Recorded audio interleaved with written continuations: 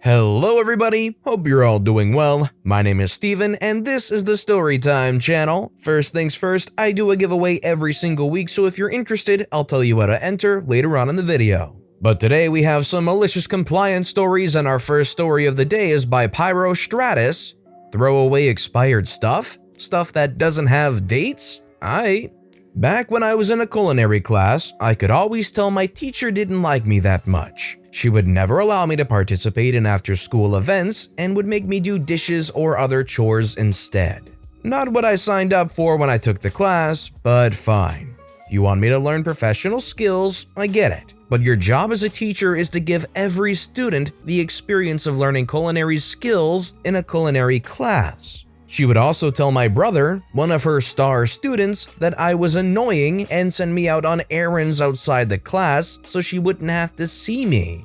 But anyway, one of these chores she wanted me to do was going through the cabinets, refrigerators, and shelves to throw away anything expired. She also wanted me to throw away anything that didn't have a date on it, cause when in doubt, throw it out. So I did it. But the problem is, none of the spices on the spice rack had any labels or dates on them, and all of them had varying levels of use. I'm not a complete jerk, so I didn't throw out all of the spices. I just threw out the ones that seemed to have a good amount missing. That way, I knew the spices were somewhat old. I just threw out enough for my teacher to notice. She noticed pretty quickly, and she promptly told me to stop, to which I reminded her that I was throwing out the spices that didn't have dates on them.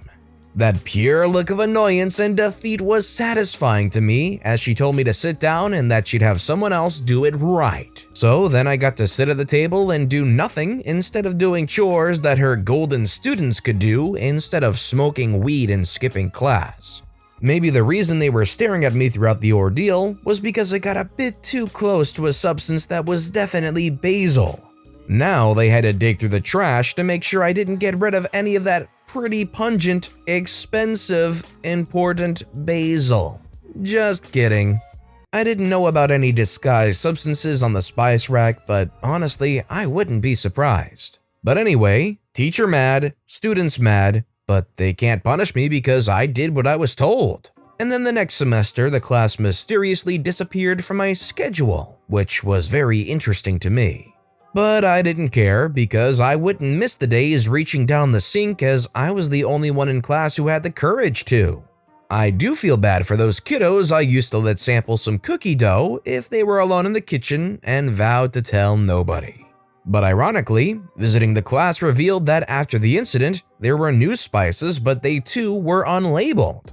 I call upon my successors to right what is wrong. If you can hear me, empty the spice racks and look for the mythical hallucinogenic thyme. Let me ask you guys, somewhere in this world, do you believe that there's a culinary class so freely open that students could hide hallucinogenic thyme amongst the spice rack and get away with it? Let me know in the comments down below. Our next story is by Ramrodron. This place sucks.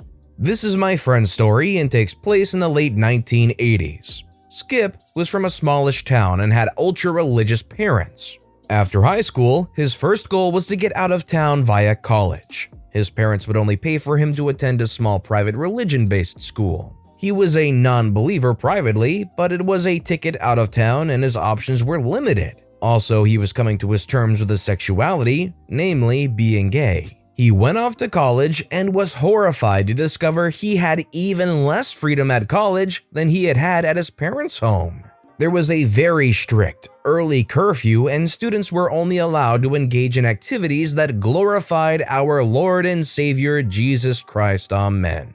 This included a ban on secular music, no satanic rock and roll or R-rated movies. The students were all kept on a very short leash with spies everywhere, eager to snitch on fellow students for violations of the student code. The college made Liberty University seem like Las Vegas in comparison. Violations resulted in being confined to campus with penalties incrementally increasing in severity.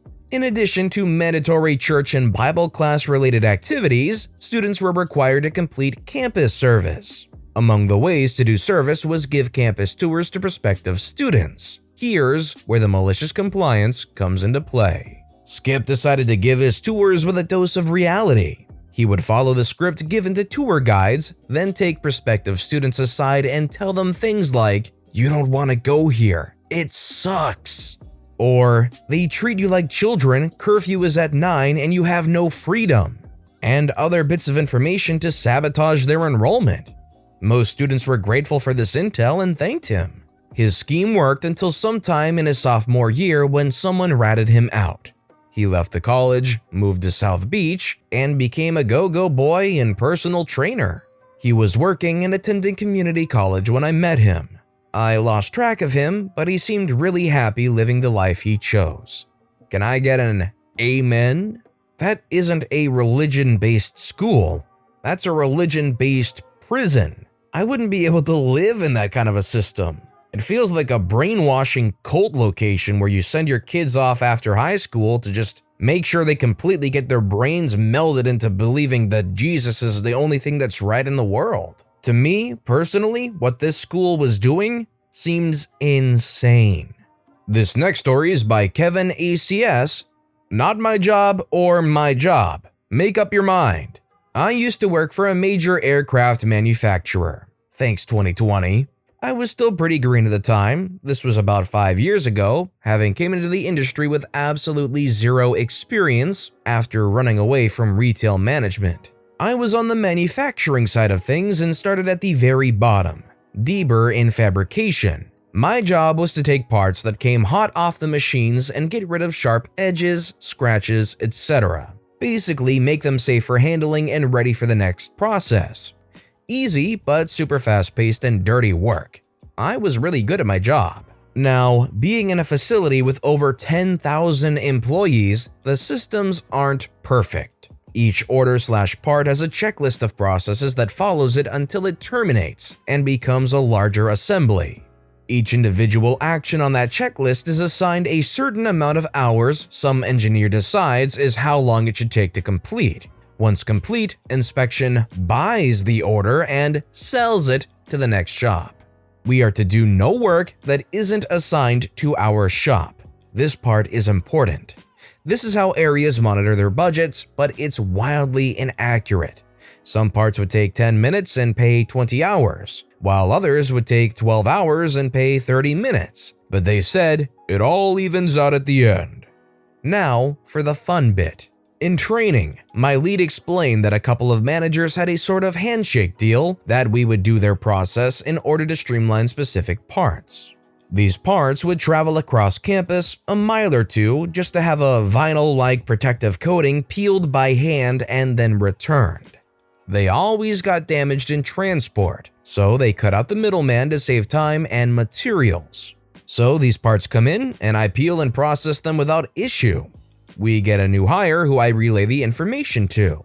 He forgets to peel some small parts and they make it all the way to production. Because this is union work, there's a lot of, not my job, not my problem. No one else peeled the parts. The painters painted over this protective coating that's only held on by static. Now, if we scrap a part in our area, the cost is negligible, usually as they haven't been processed. But the further along the parts get, the more expensive they become due to all the labor. They scrap about 30 of these things at about $200 each. Our manager and her boss come back furious, but he's new, so he gets a verbal warning. My turn. I get a big part, about the size of a Miata, but 1/4 inch thick flat aluminum. Already expensive just because of the sheer size, and it's gone through several processes already. I peel it and notice a giant wave right in the middle. The part is not usable. I call my lead over and he agrees, so he calls the manager. Manager waddles over and asks, "Who the freak peeled this?" I tell her that I did because it's in the paperwork. She calls her boss and tells him I'm incompetent and to come see what I did. He asks the same and why. I explain the understanding we had with the previous shop and that if I did not peel it, no one else would, and it would get to the end of the line, be scrapped, and I would get written up. He huffs and they puff, but don't write me up because I had already accepted a promotion to another area and would be out of their hair soon. They give us strict instruction to no longer honor that understanding. I got that same big part a couple days later as a replacement for the scrapped one. I do my best to deburr everything and leave the coating on. Sure enough, about a week later, guess who's waddling over? The director of fabrication and his two underlings. You want to explain to me why you cost us $20,000? Me, confused. You signed off your job as complete on this part. Shows me a photo of painted parts that had been permanently attached to a fuselage section. But did nothing. It made it all the way to assembly without being peeled. This was already a rush because the last one got scrapped too. Both of your managers informed me that peeling is not my job and that I would be written up for doing so. Me peeling the part was the reason the last one was scrapped, even though peeling revealed a structural issue with the part that was present. I explained this exact situation would happen, but was told the same again. Manager says, "You're getting a write-up. I never said that. It's your job to follow the instructions on your sheet. You should know that by now." I say, "Show me on my work order where it states this shop is responsible for peeling this part, and I'll sign whatever you want." A couple days later, the director sends an email to our shop that our manager is being transferred to another area and to hold all parts this understanding pertained to until they could alter the instruction forms for all of their work orders. Thankfully, that was my last week, and my next area was infinitely slower paced, cleaner, climate-controlled, and more laid back. No more metal dust covering my clothes, hair, and inside my nose. I'd be pretty happy that I got the heck out of there too, to be quite honest. I just wouldn't want to be inhaling all that metal dust regardless of how incompetent the manager and the whole kind of section was. So quickly now, I just want to explain how to enter the giveaway. The way it works is I take every video that was uploaded in a given week, find one random comment that was relevant to the stories in that video, and I give them an Amazon gift card. It's that simple. So all you want to do to have the best chances to win is to leave a comment relevant to the video in some form on every video this week. That's all you have to do, and best of luck. And also, if you could like the videos too, that would help more than you could possibly imagine. That said, our final story of the day is by Nominator 58. Leaving your only compaction tech at the yard is probably a bad idea. This happened in 2012. I was working construction for a smaller company. Specifically, I was hired as a compaction technician. Essentially, I would use Troxler compaction gauges to see if the roadway was properly compacted. But that was a limited part of my work. To test compaction, you would use a pin, guide, and sledgehammer to punch a hole in the lift and then use the gauge to measure compaction. I started out with two other techs, which was a survey helper and then the site supervisor's daughter. Of course, she didn't have to do the manual labor part of the job. Since the start of roadwork season involved lots of demolition work, I was assigned flag duty. Essentially 12 hours of holding a slow/stop sign. As the season progressed, I was put on culvert installation, doing both my compaction work and normal labor, essentially two jobs. Of course, this was a huge pain since I was expected to test compaction, then do normal labor, while also writing detailed reports. On the third job site, I was placed about an hour and 15 minutes from where I lived. You got two options, either live in the cabin the company rented or commute in daily. I chose to live out, but eventually they moved us to some crappy portables on site. The portables had no bathrooms, no running water, no power, and no real amenities. I ended up staying in them for about 2 days before choosing the commute-in option. Around this time, locals had been hired, part of the contract, and I found out they were getting paid about $2.50 more per hour than I was for half the work. A normal day involved getting to the shop at 5:30 a.m., driving about 1 hour and 15 minutes, on site by 6:45, working until 6 to 7 p.m., then an hour and 15 minutes home. I was miserable. However, I showed up at exactly the time I was supposed to. Here is where 3 different forms of malicious compliance started. First, I stopped doing labor while doing compaction reports. I would run tests, then sit down and spend 20 to 30 minutes doing reporting/math before having to run more tests. This pissed off a number of workers a significant amount, despite this being the core component of my job and being the only person that could run the gauge. The second was showing up at 5:30 a.m. on the dot. I refused to be at the yard earlier as I was already overworked and not sleeping. The final straw was showing up at 5:30 a.m. and the crew van, driven by an employee I despised, left, driving past myself and another coworker. I took a sip of my coffee, thought about it, and drove straight to the competition's shop. I sat there, hard hat, boots, vest, and lunch ready to go. They opened at 7 a.m. and I walked in the door saying what happened and that I needed work. I was on a site within 45 minutes, making $2 more per hour. That day, I did not receive an apology, call, text, or anything. No offer of repayment of wages lost, etc. So the next day, I was again with my new crew. My previous supervisor called me up questioning my absence at around 11 a.m. I explained what had happened and why I wasn't there. He said he understood, but expected me the following day. No apology, just, "Yeah, that was a crappy thing to do," and a bit of anger towards me.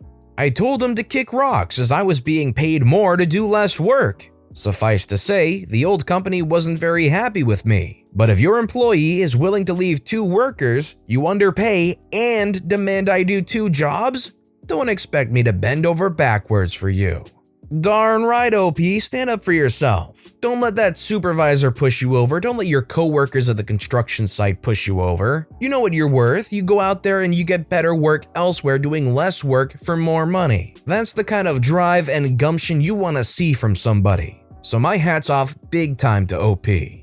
But with that being said, that's all the time we have for today. So which of these stories was your favorite and why? Let me know in the comments down below. But besides that, if you enjoyed the video, please consider liking and subscribing and turn notifications on if you haven't so you'll never miss an upcoming video. Any little thing that you do helps the channel grow so much more. Whether it's commenting, subscribing, or just watching the video, thank you all so very much for supporting me right here on the Storytime channel. I hope you all have a wonderful day, and I'll see you all next time right here on the Storytime channel.